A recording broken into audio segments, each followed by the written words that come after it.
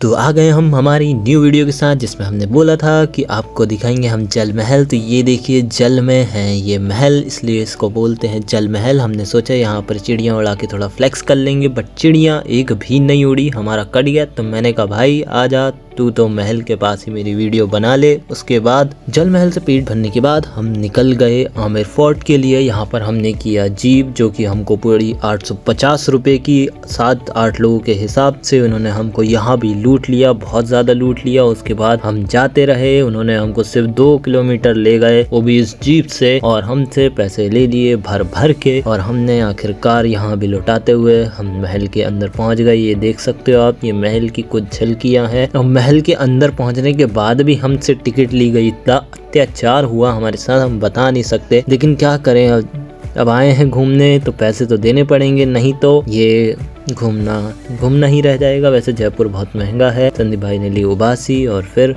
हम निकल गए महल के अंदर। मैंने बोला प्रदीप भाई मैंने अपनी वीडियो बनवा ली, तुम भी अपनी वीडियो बना लो। मैंने कहा जब तक लाइट जल रही है तब तक तुम दिख रहे हो, तब तक अपनी वीडियो बना लो। फिर प्रदीप भाई ने वीडियो बनाने के लिए आए और उनकी मैंने पूरी वीडियो बनाई, अलग अलग एंगल से बनाई, ऊपर से बनाई, नीचे से बनाई, साइड से बनाई, सारे पूरा 360 डिग्री लेते हुए हम बस भीड़ से निकल रहे थे। कुछ फिरंगियों को देखा, उनके गाइडों को देखा, फिर गाइडों की तरफ बढ़ गए। फिर हमने कहा कि ये दिखाते हैं हम गार्डन, क्योंकि इस महल में गार्डन के अलावा हमको कुछ देखने के लिए मिला नहीं, क्योंकि एक रास्ते से जाओ दूसरे रास्ते से निकल जाओ, समझ में नहीं आया इस महल में घूमे तो घूमे क्या। वैसे महल तो बहुत ही अच्छा था, टू बी ऑनेस्ट बताऊं, अगर ऑनेस्ट वाला रिव्यू बोलूं तो, क्योंकि इसका आर्किटेक्चर वगैरह बहुत प्यारा था। यहाँ पर देखो कैसे कैसे बिल्कुल भीड़ भाड़ के लिए, बिल्कुल सेल्फी के लिए हमारे पीछे पड़ गए थे लोग। हमने कहा नहीं अभी नहीं, अगली बार जब वीडियो आएंगे तब हम सेल्फी ऑटोग्राफ वगैरह दे देंगे। फिर यहाँ पर मैंने गाना गाया गुमनाम है कोई, या फिर ये मेरे को, लेकिन ये समझ नहीं आया प्रदीप पैर किसके पड़ रहा था बार बार दीवार पे।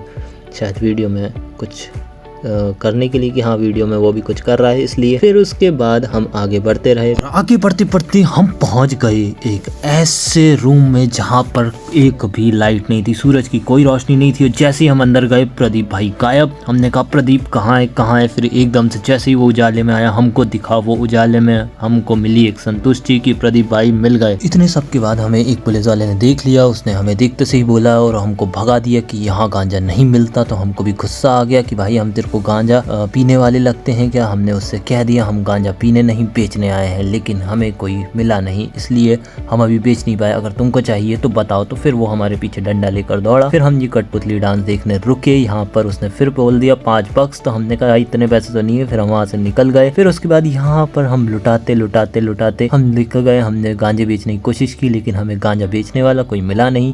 और फिर हम धीरे धीरे अपनी ओर चलते रहे। लास्ट में मैंने की परेड, क्योंकि हमारे पैसे हो गए थे सब खत्म, अब हम चलने लायक भी नहीं बचे थे। तो हमने कहा परेड ही कर ली जाए।